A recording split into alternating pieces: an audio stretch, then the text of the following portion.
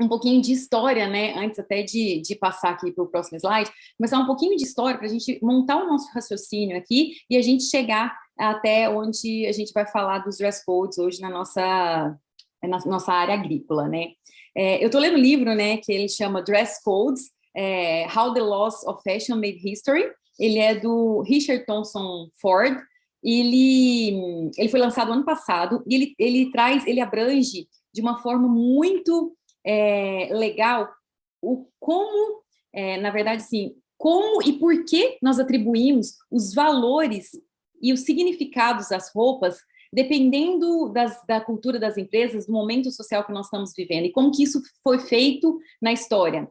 Eu acho que ele não tem em português, mas se a gente for pensar numa tradução livre, seria como as leis da moda, né, fazem a história. Né? É um livro muito dress code, né? Código de vestimenta, como as leis da moda fazem a história.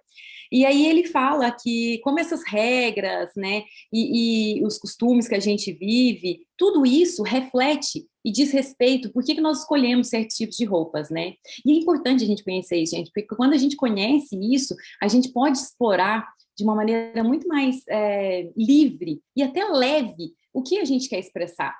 Porque é diferente quando a gente conhece, né, as coisas. Você não vai ficar em dúvida, eu vou com essa blusa, com essa. Não, eu vou com essa porque eu sei que eu vou transmitir essa mensagem e o meu estilo é esse, esse, esse.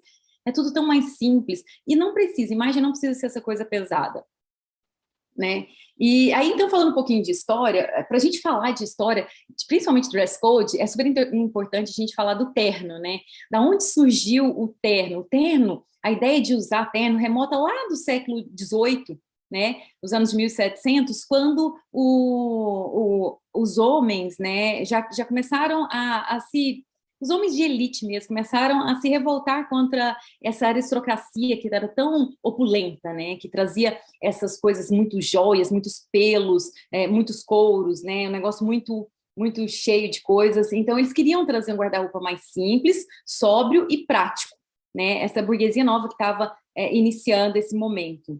E aí, então, acabou que o terno virou esse traje masculino burguês, né? Muitas empresas, caixas de banco, CEOs, chefes de Estado, todos usavam essa versão do terno. É claro que ele tinha essa igualdade, né? Que todo mundo era uma vestimenta que todo mundo tinha acesso, podia usar, mas ela tinha distinção social de status pelo tipo de corte, pelo tipo do tecido, mas ainda tinha, assim, de uma maneira muito explícita, essa ideia, né, da democratização dessa vestimenta, né? E aí, por muito tempo, a mulher que foi o símbolo de suntuosidade do homem, né? Porque o homem se vestia de maneira simples, com um terno, mas a mulher ainda ficava muito cheia de ornamentos, né? Mostrava muito ali a diferenciação de status através das suas roupas. E o homem celebrava isso ao sair, ao desfilar na rua com suas filhas, com as suas esposas, né? E ele celebrava isso. Mas a chavinha virou no momento que a mulher começa a entrar no mercado de trabalho.